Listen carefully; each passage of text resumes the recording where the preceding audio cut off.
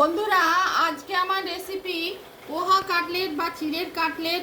জল ঝরানো চিড়ে, আলু সেদ্ধ, বিভিন্ন ভেজিটেবল, নুন, হলুদ, কাশ্মীরি মির্চ, জিরে গুঁড়ো, ধনে গুঁড়ো, গরম মশলা, লেবুর রস, কাঁচা লঙ্কা, আদা একসঙ্গে মেখে বলের আকারে হাতে করে গড়ে, তারপর নুন, গোলমরিচ গুঁড়ো, ময়দাতে জল দিয়ে গুলে কাটলেটগুলো ডুবিয়ে ব্রেড ক্রামে কোট করে ছাঁকা তেলে, রিফাইন বা সর্ষের তেলে আপনারা করতে পারেন, ছাঁকা তেলে ভেজে তৈরি করলাম পোহা কাটলেট বা চিড়ের কাটলেট।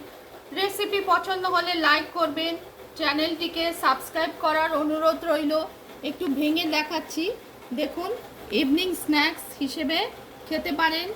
রেসিপি পছন্দ হলে লাইক করবেন, চ্যানেলটিকে সাবস্ক্রাইব করার অনুরোধ রইল। পোহা কাটলেট বা চিড়ের কাটলেট, ইভিনিং স্ন্যাক্স।